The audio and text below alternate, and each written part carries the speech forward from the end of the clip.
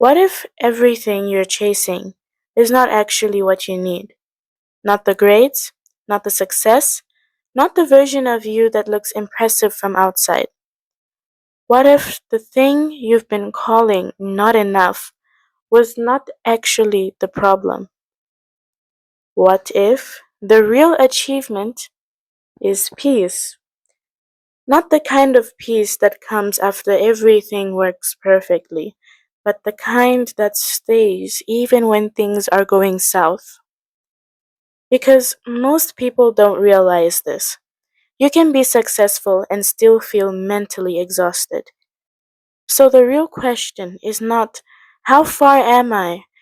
The real question is, how at peace I am inside of myself. Hello, everybody, and welcome back to the third episode of Not Only in Pink. I'm Danielze, and this is actually my first time hosting solo in the rotation as co host. So if you're new here, welcome in. I promise this is still very much a shared rhythm, just my turn on the mic this week. Last week, Jessica unpacked procrastination is not real, breaking down the mindset behind delay and what's really happening underneath. So if you haven't listened to it yet, it's definitely worth going back for. So this week I'm taking the lead, and next week we'll be back together again. So today's episode is called The Achievement That Doesn't Show Up on Your Report Card. And now let me tell you why. We grow up in a system that quietly teaches us what doing well looks like. It looks like achievement. It looks like progress. It looks like being noticed. By what? By getting good grades, by getting good behavior, by getting a good reputation, a good job, a good amount of money, a healthy relationship. And slowly, without even realizing it, our mind starts to learn something. Our value increases when we perform well. So you begin to adjust to that mindset, not dramatically and not suddenly, but it happens gradually. You start choosing what is acceptable, you start avoiding what feels too much, you start managing how you are seen. And at first, it feels normal and sometimes even rewarding. Because you're getting approval, you're getting recognition, you're getting attention. But there is something nobody tells us. External validation is loud, but it is not stable. It comes and it goes. It's basically grasping of the wind. So you begin to depend on something that is constantly changing, and without noticing it, your inner world starts to shift. You don't just ask, what do I want? You start asking, what will make me acceptable? And this is where the tension begins. And this achievement is something that even successful people don't have. Maybe someone in your class that has the best grades, or someone who is very rich financially, who can buy anything that they want. Even someone who has a stable family, has a mom, has a dad, have siblings, they're living well. This is something called peace. And peace is the achievement that doesn't show up on your report card. This is something that everybody wants, inner peace. The issue is that people chase it in the wrong way. A lot of people think that peace is like, oh no, a life filled with peace, calm, there's no chaos, there's no issues, there's no problems, everything is fine, you're just sitting outside looking at the sunrise and the sunset. People think that this is what real peace is, a life with no drama, a life with no issues, but that's not what peace is. And because many people misunderstand that as peace, they think, maybe if I fix the situation that I'm in, then I'll finally be in peace. Or no, maybe if I get into this type of phase, then I will be fine. Or if I get into a situation, then I'll finally be okay with myself. But that's not actually what peace is. That is actually what makes you be more stuck. And life itself is never peaceful because there will always be situations, there will always be problems, there will always be challenges in your life. Like for example, you reach a goal, yet another goal will end up coming to your mind, or you finally fix a situation, but then few moments later another situation comes to take your peace away. Basically, life in general is not a peaceful thing. Life will always be filled with unexpected situations, with challenges, and so because of that, we cannot base it on external things. We have to base peace on internal thing, on something that is inside rather than outside, because outside there will never ever ever be peace, I promise you. So then you may be asking, but Daniel Z, what is actually inner peace? Inner peace is the ability to stay grounded throughout life's situations, throughout life's problems. You're able to stay grounded throughout everything, no matter what's going on. Inside of you, you're not going to be feeling anxious, you're not going to be feeling, terrified or messy even. Even when life is going through the worst for you, you're going through so much that you're like, wow, I've never been going through this before. Inner peace doesn't make you feel messed up or overcome by the circumstances that you're going through. It makes you feel like, what, things are in control, makes you feel calm, but inside of you is like, you being in the middle of a battlefield. Like everybody is fighting swords with, soldiers fighting, whereas you are just there in the middle, still, and you're not being attacked by any of what's going on around you. You're still calm, you're still able to maintain your composure, if that's the right way to say. This inner peace looks like, what, there's so much going on in my life right now, but what, I'm okay, I'm fine. I know that I'm not going through the best. I know that the situation is, killing me, but what, I'm okay, I'm fine. Inside of myself, I can be okay, like that is what a real peace is. But unfortunately, many people, they think in order for them to gain this peace, they need to seek things external, whereas peace is something internal. So how can one actually get this peace? If it cannot come from fixing life, then how can we get it? So I'm going to give you 2 ways. Both of them, they work. For me personally, the second one helps even more. So firstly is to change your mindset, to change how you view things, how you view life, how you view your situation.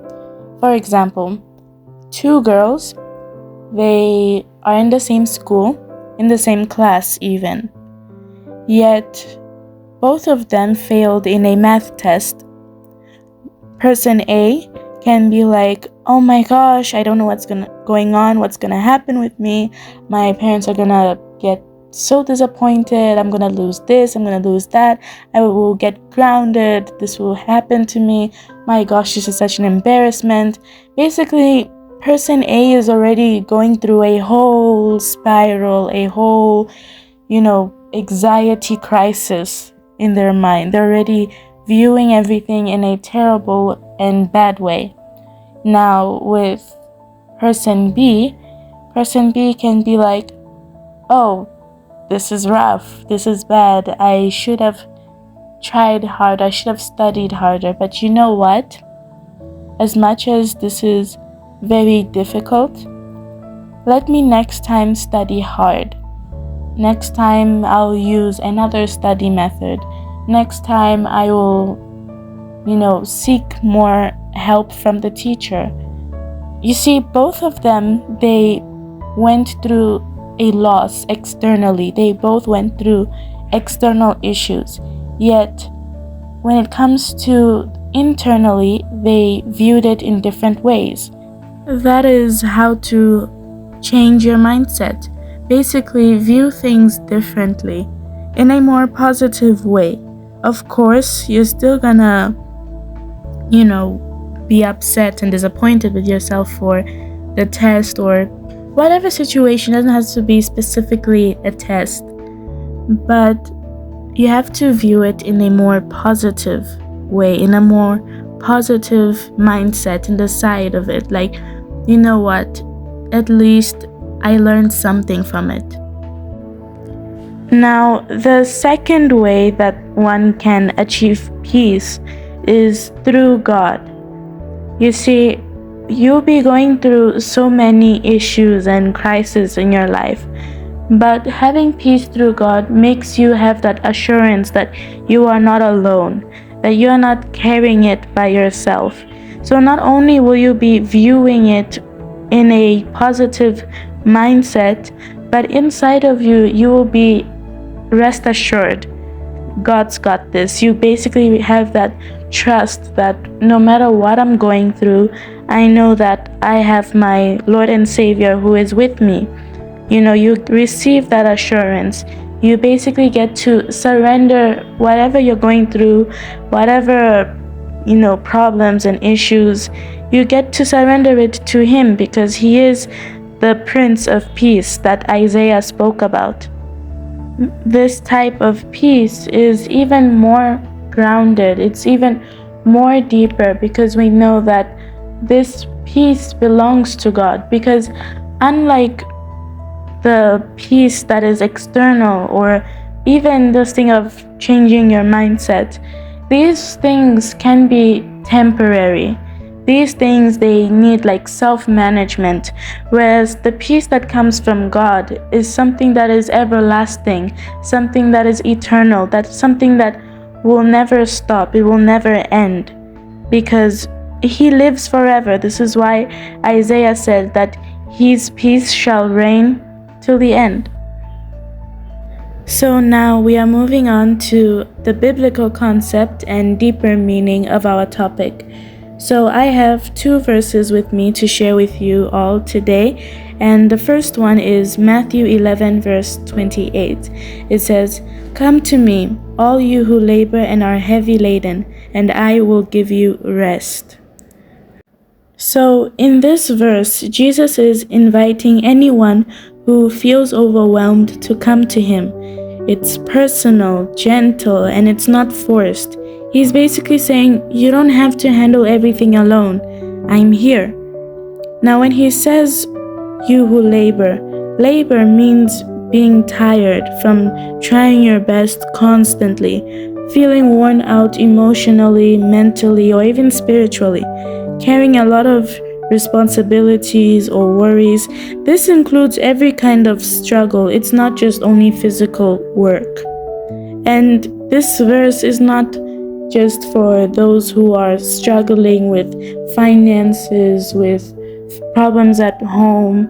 This can even mean that you are someone who is successful. Everything apparently is going well in your life in terms of outside. You are probably popular at school, you're probably doing well, but it's just that inside of you, you're still unsettled. So this verse is also for you. Basically, heavy laden describes the inner weight. It can be stress, fear, guilt, expectations, confusions about life.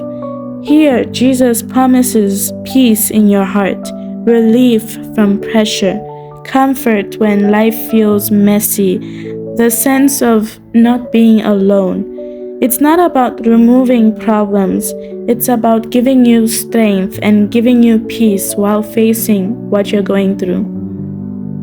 I don't know if most of you know this, but the Old Testament was written in Hebrew, and in Hebrew the word for peace is shalom.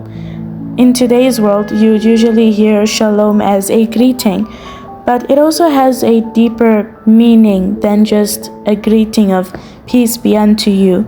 But it also means completeness. It also means wholeness. So when we have Jesus in our lives, Him being the Prince of Peace, is another way of saying that we have wholeness. We are now complete in our lives. We are now fulfilled. We are no longer broken. We are now restored. We don't have anything missing in our lives. And so that's also something that I really do love about the peace that comes from Jesus. Now, the second verse of today and the last one is John chapter 14, verse 27. And it says, "Peace I leave with you. My peace I give to you. Not as the world gives, do I give to you. Let not your heart be troubled, neither let it be afraid." So in this verse, Jesus frames peace as something He intentionally leaves behind, basically an inheritance to us. He's not offering generic calm. He's offering peace that is steady, that is unshakable, that is rooted in God's control, that is not dependent on circumstances. So He says here as well that not as the world gives, because the world's version of peace is temporary, it's transactional, it's based on favorable conditions, and it's easily disrupted. Whereas Jesus' peace is sustainable, unconditional, and it's forever. Let not your heart be troubled. This is both comfort and command. He's empowering us to manage our internal climate, not surrender to anxiety. And also at this part of the verse where it says, "Neither let it be afraid," it shows that fear drains momentum. And so Jesus is saying, don't operate from panic. Operate from confidence in me. So in this verse, John 14, verse 27, communicates that Jesus provides a peace that the world cannot replicate. A peace designed to stabilize your heart, eliminate fear-based decision-making, and anchor you. And so, closing our podcast of today. So, maybe the question was never, how do I become more? Maybe the question was, how do I stop being at war with myself? Because you can build a life that looks correct and still feel internally disconnected. Or you can be in progress and still feel mentally grounded. And maybe the real achievement was never something external. Maybe it was this: a mind that is no longer fighting its own existence. So, what if peace is the real achievement? Nothing you wait for, not something you earn, but something you slowly learn how to live inside of you. Because maybe you are never behind. Maybe you are just learning how to be at peace. Thank you so much for staying with me through today's conversation. It was a privilege to guide this reflection with you. I'm Danielze, and I hope something in this episode empowered your journey, sparked clarity, or simply breathed a little peace into your day. If you want to go deeper, remember our long-form articles and weekly insights are available on Substack. For bite-sized reflections and real clips that keep conversations moving, you can join us on Instagram. And if you are someone who connects better through visuals, our full video content is always ready for you on YouTube. And of course, wherever you're listening right now, including Spotify, we're grateful you chose to spend time with us. Next week, I won't be alone. Jessica will be with me, and together we're diving into another transformative topic that you won't want to miss. Until then, stay grounded and take good care. See you next week. Bye!